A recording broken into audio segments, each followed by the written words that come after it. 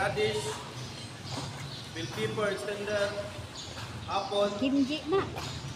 onion, atay luya. So muna ang mga basic ingredients na natong. Gamay na kayo siya. Hindi lang atong kuhaan sa vegetables, these ingredients. And then, sa kuhaan niya, atong gamiton is tomato paste. Tapos, pagpunta lang sa gamay nga, hindi makabait ikabok siguro kaya. Duma lang kay kuhan kayo. Kalang ang atong mga farma. So, natin ka ng kuhan. So, walang kasi ito gamiton. Isa to, radish. Oh, radish. Ay, radish. Magamit. So,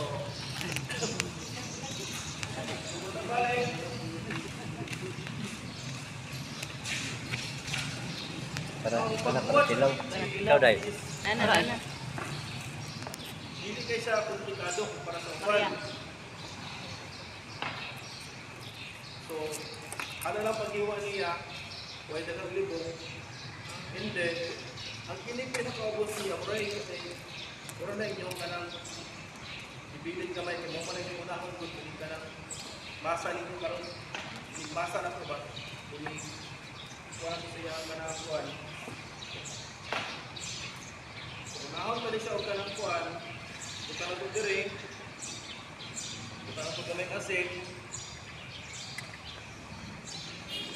rock salt, Umutan juga kasi, no? sea salt o iodized salt, pwede nyo gamitin. Pero, ang sea salt pagod is natural pagod siya, malaking chemical pa. Unlike kasi sa iodized salt, siya ka ng iodine. Ang iodine is macros na siya kung ka na waiter. Maka-lunggang sa inyong arthritis.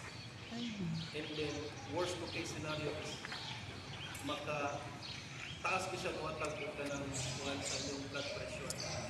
So remember, kung naamo sa balay, iyakin ko siya ng anak, maglutok, iodized salt, ang iwan niyo yung anak gamit dahil aksyon ng gagawin na kung sisi sa gagawin. Ayaw iodized salt is para lang yun sa mga salads o pinaka-common use is french fries.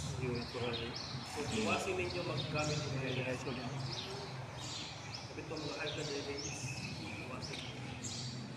So, kung na siya nakumutan, so, padaklit,